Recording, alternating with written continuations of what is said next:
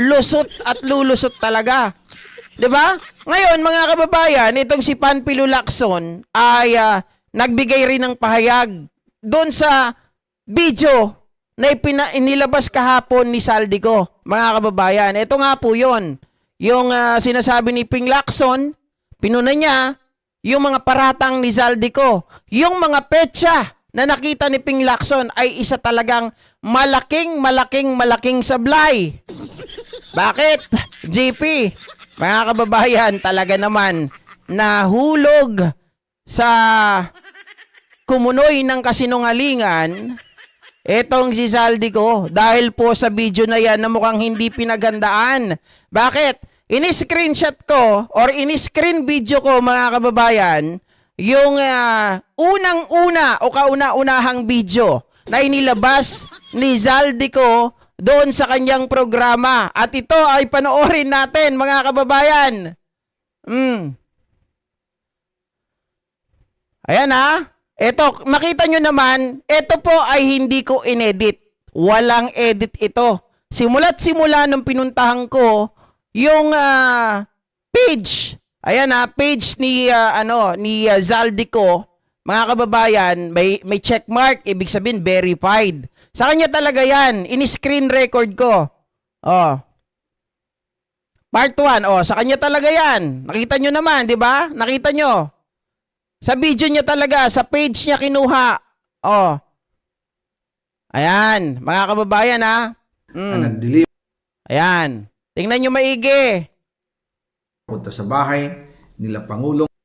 Okay. Ang Sige. nag-deliver papunta sa bahay Walang edit nila yan. Pangulong Bongbong Marcos at Speaker Martin Romualdez. Ulit. Mag-insert or magpasok ng 100 billion worth of projects sa BICAM. Sana po ay hindi nila ako mapatay bago ko mailabas ang lahat. Oy, pero pinatsi-patsi mo yung video mo ha. Para sana hindi nila ako mapatay. Magka. Oh. Ginawa ko lang ang utos sa akin. Pero ngayon, handa na akong harapin ang lahat. Ayan ha, talagang kay Saldico nang galing yan, mga kababayan. Talagang nagmamalinis. Gamit ng administrasyon ang buong resources ng bansa para tumahimik ako. Wow! Parang hindi naman. Kasi kung gagamitin ng administrasyon ng buong resources nila, saglit ka lang. That he will shoot me if I will talk. Uy! Gagamitin ako bilang panakipbutas sa kanilang kampanya laban sa korupsyon. Hindi na ako mananahimik. Ilalabas ko ang lahat ng katotohanan. May resibo, may ebidensya. Hindi, mamaya na natin anuhin, mga ka-GP Natics. Ang gusto ko lang makita dito, yung petsa na unang inilabas nitong si Saldico. May pangalan. Ayan, ito na, part 2. Again, I informed the Speaker and asked clearance about the instructions ng Pangulo. At ang sabi niya, wala tayong magagawa. Kaya po nagtataka ako kung bakit sinasabi ni Pangulo na hindi niya makilala ang budget. Sa kanya po yun, may sound effect talaga yung kanya. Siya ang nag-edit nun, hindi ako. Samantalang lahat na binawas at dinagdag sa mga ahensya ng gobyerno ay humihingi ng approval sa kanya si Sec. Mina Pangandaman. Bago namin ginawa o tinapos ni Senator Chis Escudero during the BICAM. Mga kababayan ha. So, ibig sabihin, Chis Escudero, meron talagang alam. Alam nyo, sa kabila ng pagsasalita niya to, marami siyang nilaglag. Marami siyang nilaglag. Pa ni Sec. Mina, everything is cleared with the President. Basta importante, pasok ang pondo na request ng Pangulo. The following day, sinabi ni Sec. Mina, approve na si Presidente BBM sa lahat ng binawasan na ahensya. Masaya na ang Pangulo dahil naipasok ang gusto niyang 100 billion insertion. Wala pong perang napunta sa akin.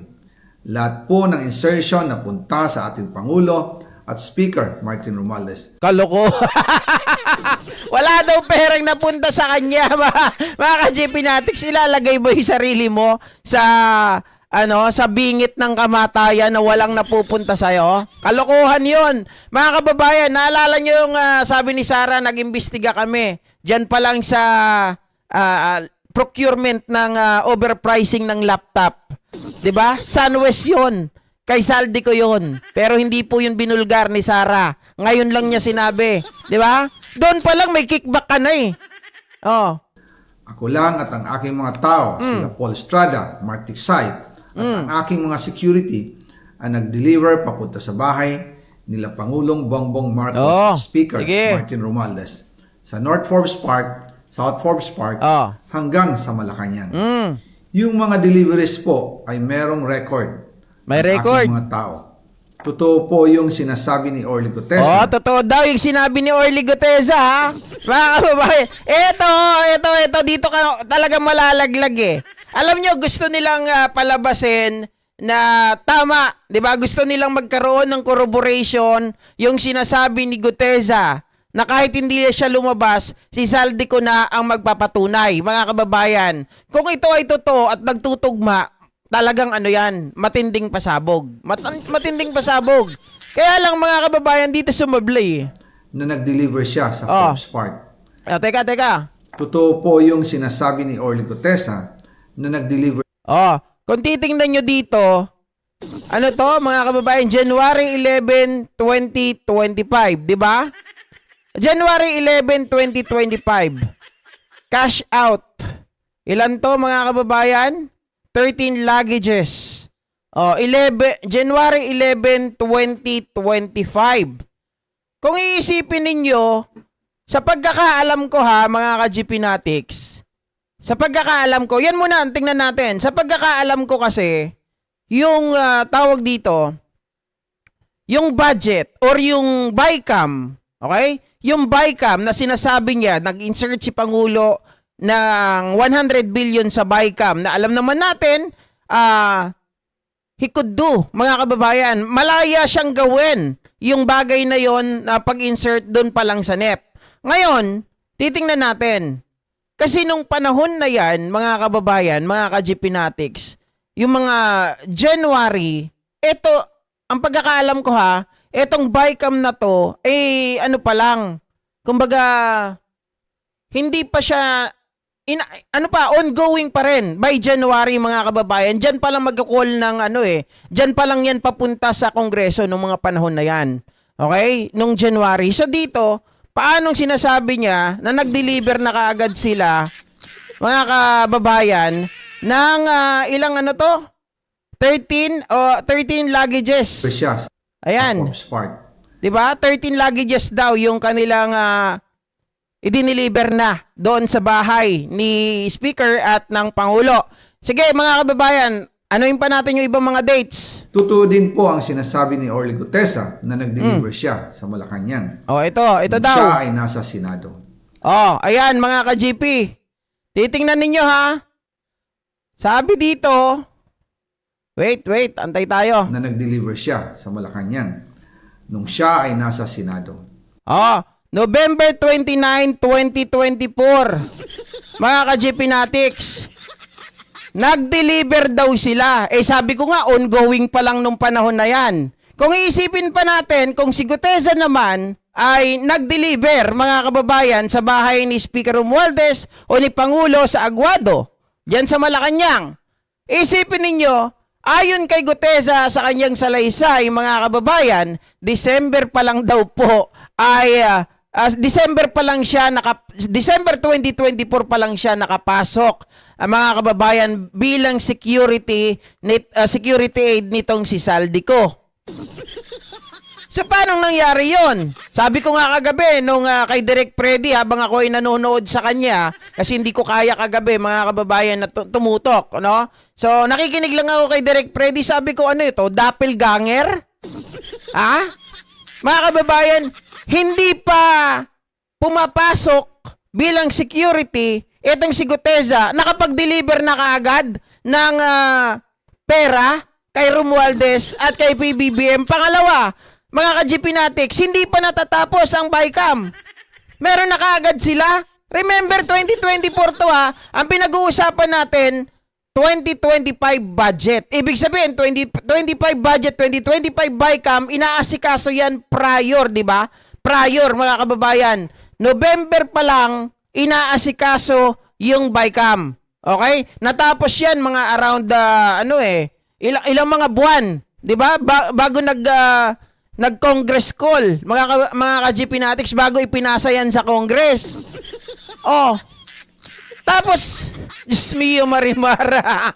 Kaya nga sabi ni, ito yung napansin ni Panfilo Lacson, ha? Ito yung mga napansin niya, mga kababayan. Ayon kasi sa kanya, kay Lacson, sabi niyang ganito, wait lang.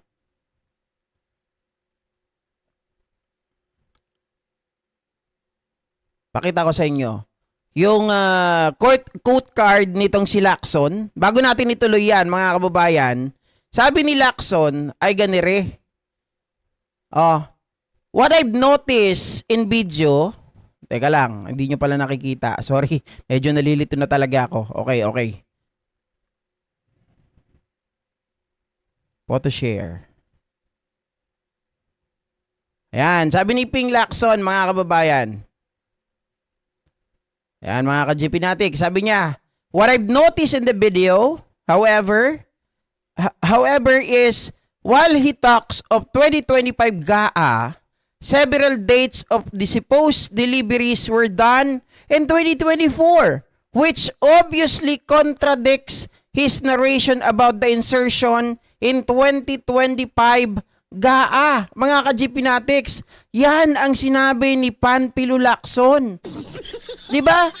It really contradicts yung kanyang narration na ang nag-insert ang Pangulo, mga kababayan, ng 100 billion sa BICAM para sa 2025 budget.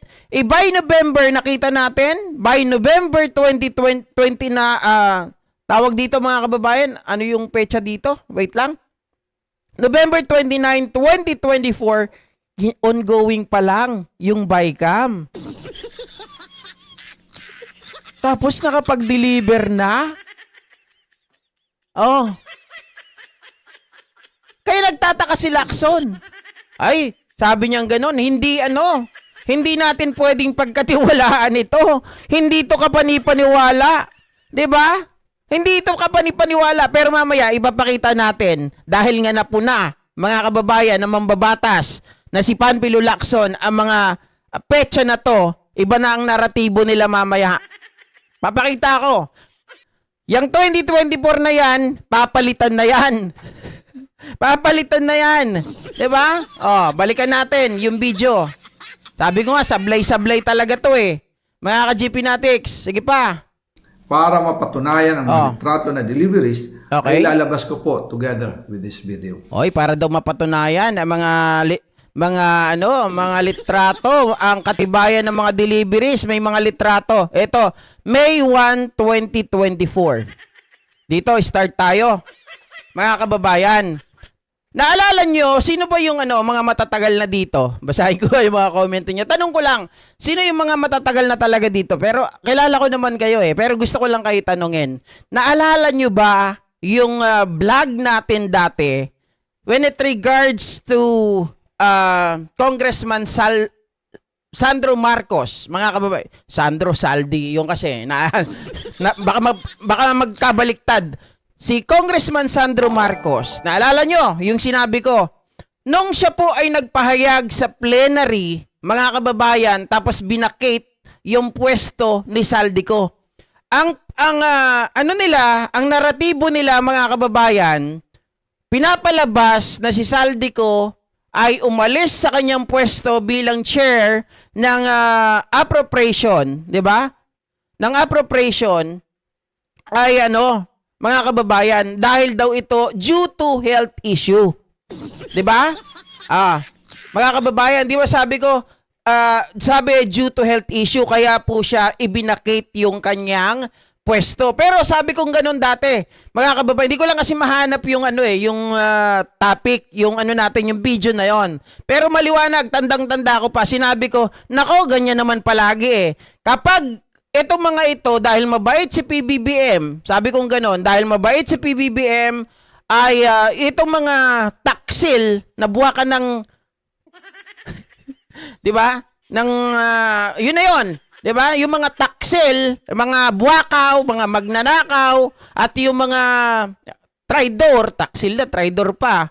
Katulad kayo nangyari kila Trixie Angeles, kila Vic Rodriguez, na kapag ito po nahuhuli mga kababayan ang ginagawa ni Pangulong Bongbong Marcos, ginagawa ay, di ba?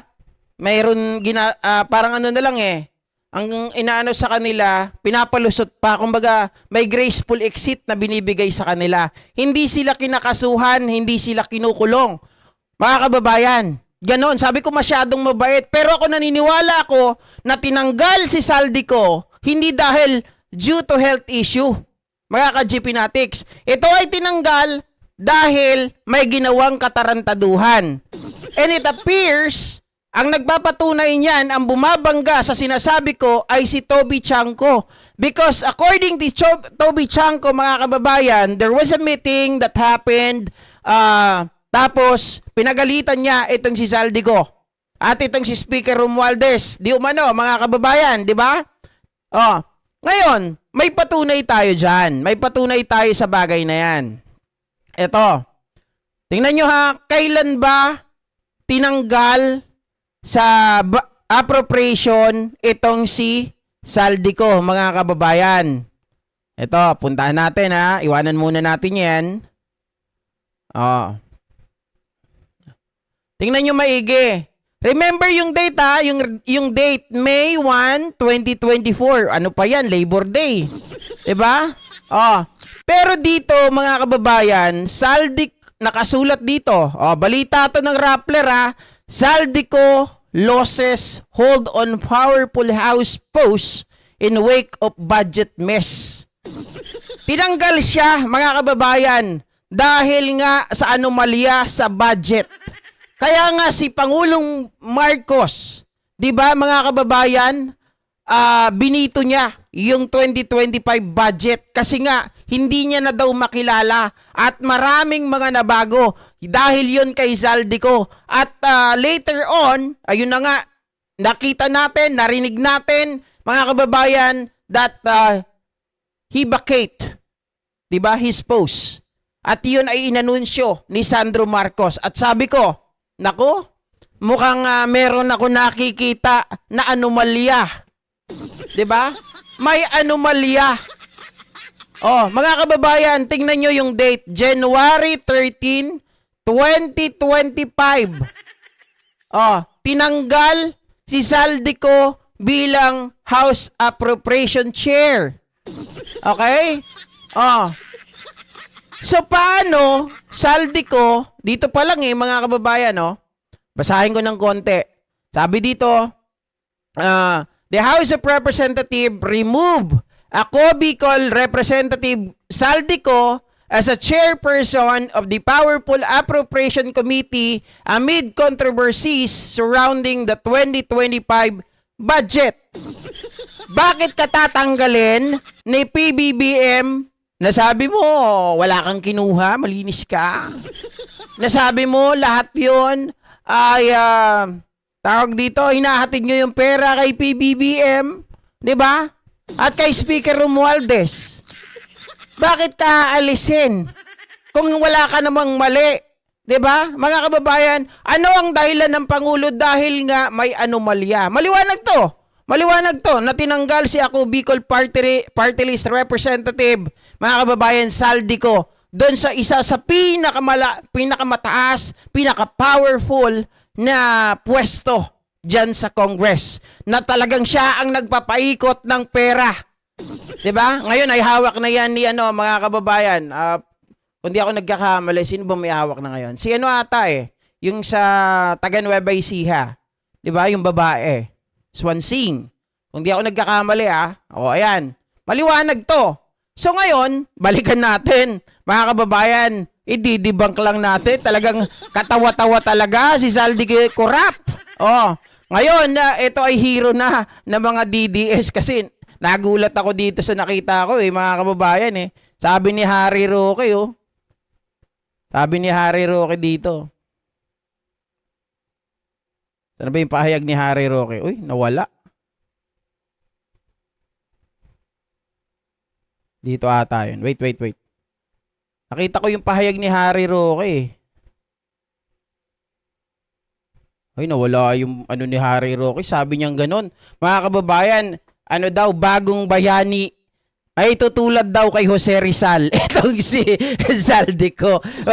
Diyos ko, mga kababayan. Ayan, Saldico ha.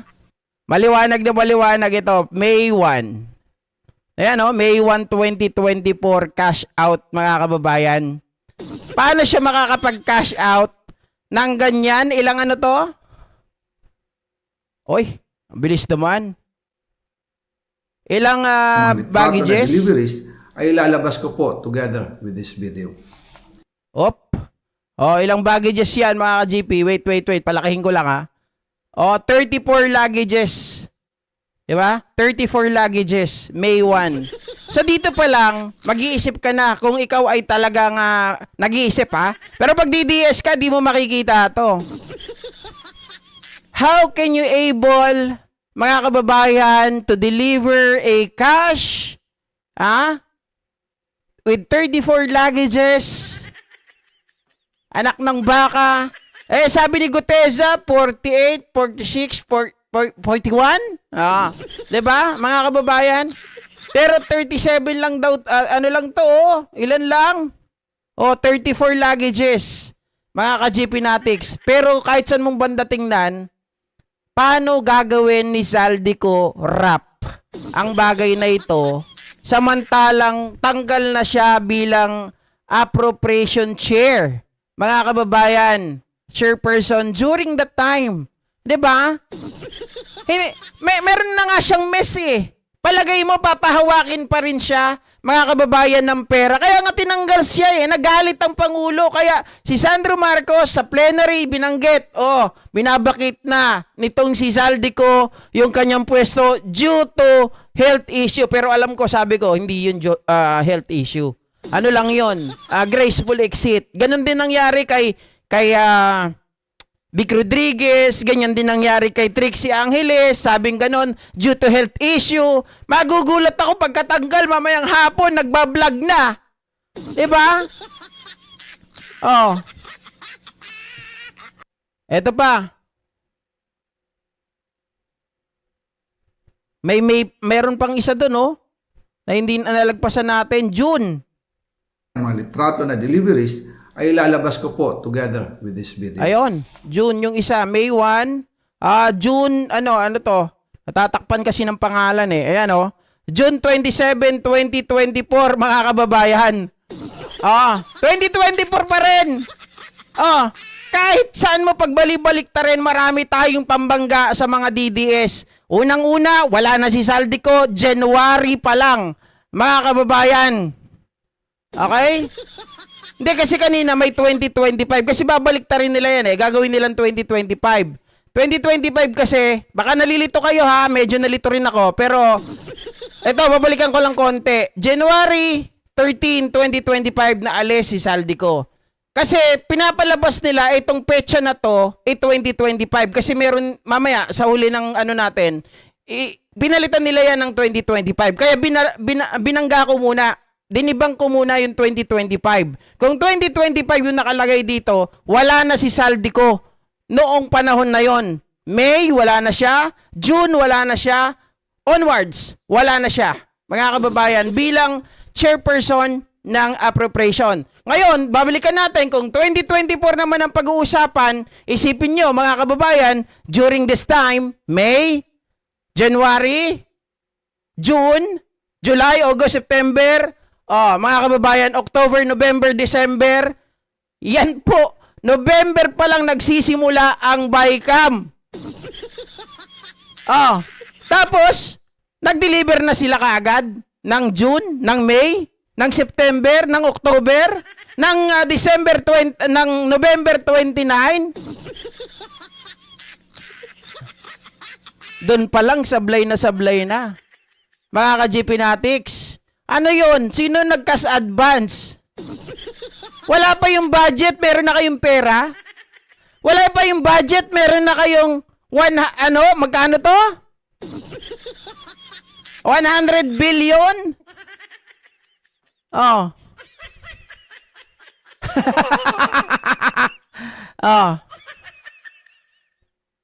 Mga tangang didishit lang ang mauuto niya ni Zaldico. Tumpak, mga kababayan. Correct kayo dyan. Kaya nga, 2 year yung inaano ko dito, binabangga ko 2025 at 2024. Sa 2025, bangga doon, tinanggal na siya bilang appropriation chairperson noong January 13, mga kababayan, ni Sandro Marcos. Dahil nagalit nga ang Pangulo dahil sa anomalya sa budget na binito ng Pangulo. 'Di ba? Mga ka-GP Natics, wipe out lahat ng sasabihin ni Zaldico. Napansin niya ni Panfilo Lacson. Oh. Tapos, kung 2024 naman yan, dahil yan yung unang video, kaya nga po in-screen record ko para hindi po mapalitan at legit talaga na nanggaling doon sa page nitong si Zaldico, debunk pa rin kasi November po nagsisimula ang BICAM, mga kababayan. Tuloy natin.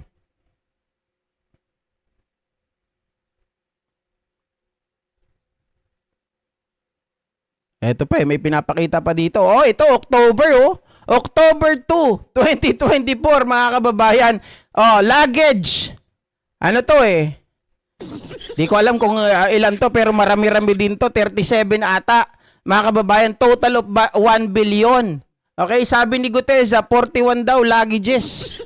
48, 46, 41. Oh.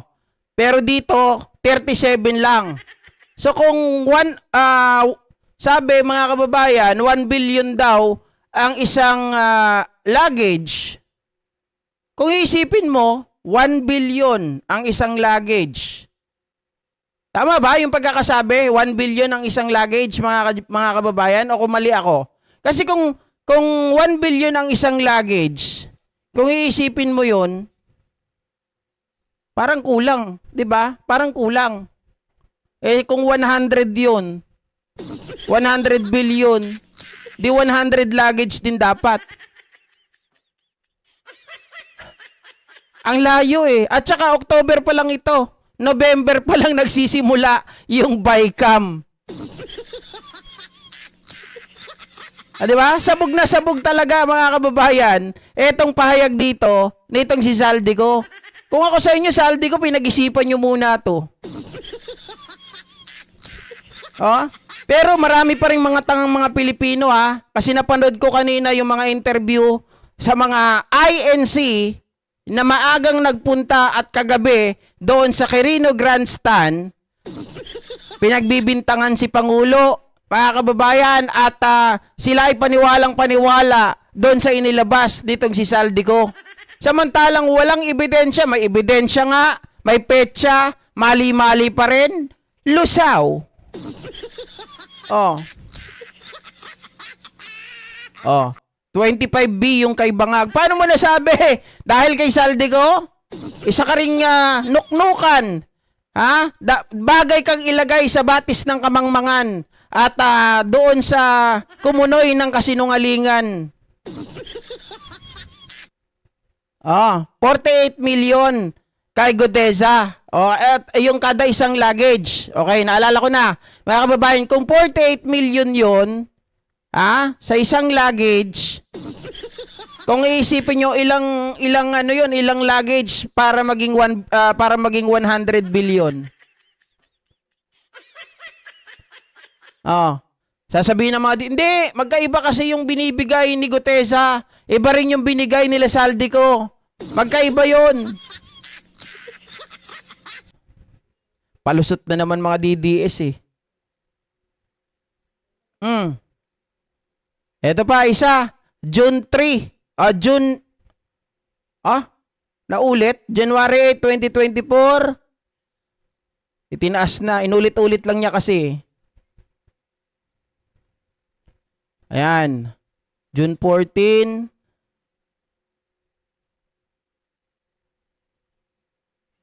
After po ng approval ng budget sa General Appropriations Act of 2025, nagtanong po ako sa DPWH kung magkano ang kailangan na ibigay sa Office of the President o ang SOP na bigayan.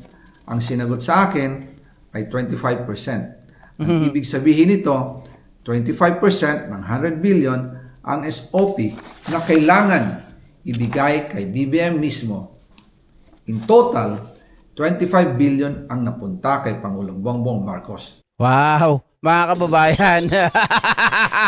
Paano kami maniniwala doon sa tawag dito sa script ninyo doon sa maleta? Sabi ko nga, mga ka-GPnatics, malawak ang isipan ng mga Pilipino na ito ay halatang halata na pinakuha mo lang o pinabili mo sa SM kasi naka-sale tapos pinakuhanan mo kasi wala namang pera na nakalagay eh. Walang pera na ipinakita, 'di ba? Siliyado pa mga ka-GPnatics yung mga luggage.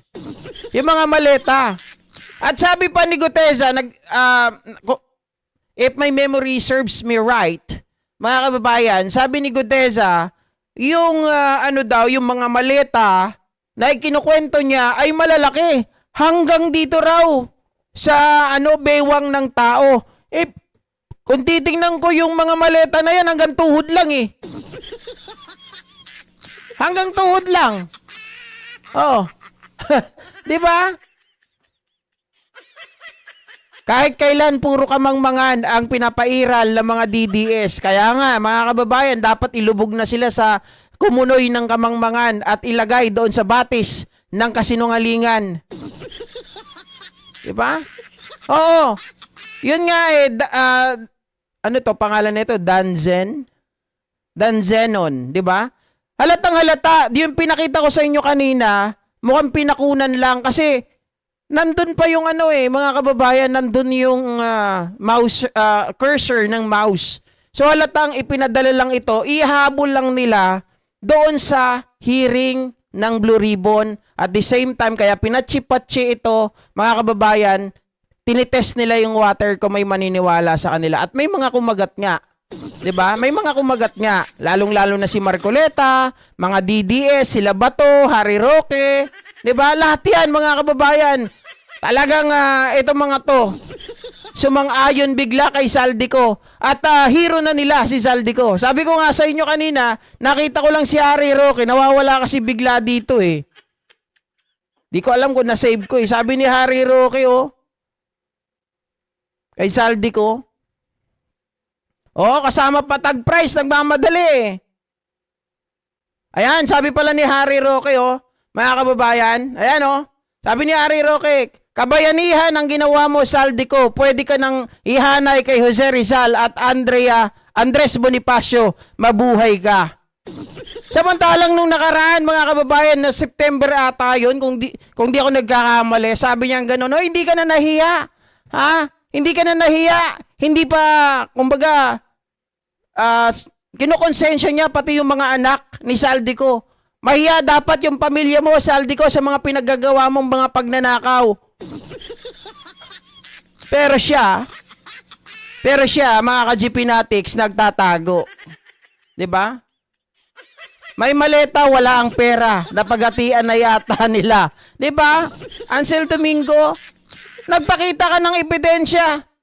Ang pinakita mo lang, maleta. Paano maniniwala ang tao?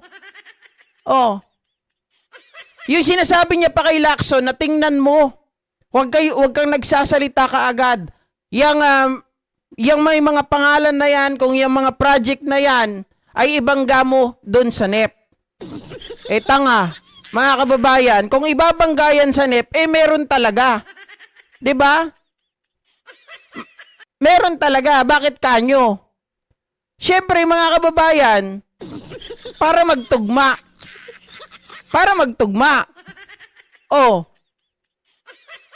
Ang kasi dito, ang matindi dito, mamaya may matutuklasan pa tayo kay Attorney Claire na mga pinagsasabi dito nitong si Saldico na lalo siyang nalaglag sa kanyang mga pinaggagawa. Sabi ko nga mga kababayan, hindi ako sumasang-ayon dun sa mga pinakita niya ng mga pangalan, ng mga proyekto, mga tawag dito, mga insert daw. Yun daw ay kay Pangulo. Bakit pa magbibito ang Pangulo? 'Di ba? Kung alam naman niya, kung plano niya talagang manguha, at kung plano niya manguha sa NEP pa lang, mga kababayan, hindi na siya mahalata doon. Yun ang pinaka-safe na talagang gagawin ng isang magnanakaw. Lalong-lalo na very powerful ang presidente. Sa kanya nga yan presidential's budget 'Di ba? O kahit sino kayang gawin sa computer yan, listahan. O ito mga kababayan, yan kanina na sinasabi natin na video nitong si Zaldico, 2024 yan, nakita nyo naman. Hindi ko yan inedit, wala akong inedit dyan. In-screen record ko yan. Pero yung lumalabas, matapos mapansin yan ng mga kritiko, mapansin nila Panfilo Lacson na sablay yung PEDSA, mga kababayan, eto na ngayon ang update dyan. Ang ipinapakalat na, nagtataka tayo ha, dahil yung ibang mga dito, tawag dito, DZMM, mga kababayan. Ayan, DZMM, Teleradyo Post, di ko alam kung hawak ng mga DDS to Kung pagmamasdan ninyo, yung mga 2024 kanina, ito May 14, 2024. Ay, hindi nyo nakikita dyan pala. Sorry. Ayan, mga ka-GPnatics. Ayan. March 11, 2025 na. Okay, cash out 17 luggages. At kung maalala nyo, March 11, ito yung panahon na si Digong Duterte ay dinala sa dahig. Okay? Ito ngayon yung pinanlalaban nila Rowena Guanzon na yung pera daw na yan ay bayad naman di umano mga kababayan o price daw ito sa pagpapadala kay Digong Duterte sa dahig. Pero yan 2025 na siya, hindi na 2024. Oh, May 29, 2025, 10 luggages. Oh. November 29, 2024, cash out. Ano na to? Halo-halo na to mga kababayan Oh, May 1, 2024, 34 luggages. June 27, 2024. Pero sa ibang mga DDS, wala na yung 2024 na yan. Totally vanished na yan. Lahat ng nakalagay, inilalabas nila, puro 2025 na lang mga kababayan. Pero ang kapansin-pansin talaga, etong check nyo, November 11, 11/11 sale mga kababayan. Ayan 1499. 1499. 7 times 50, 350, 2 times 25 equals 50, total 400, delivered to RR. Yun yung RR. Baka aw-aw. Ayan At kaninong mga kotse to, mga kababayan, hindi kaya kotse ng mga diskaya to? 'Di ba? Sports car marami, tapos marami ding mga kotse itong mga diskaya. Hindi kaya sa kanila to? Oh, tapos sila din yung namili at sila din yung nagpasa mga kababayan ng picture kay Zaldico. 'Di ba? Dahil alam niyo naman, script nila Marcoleta.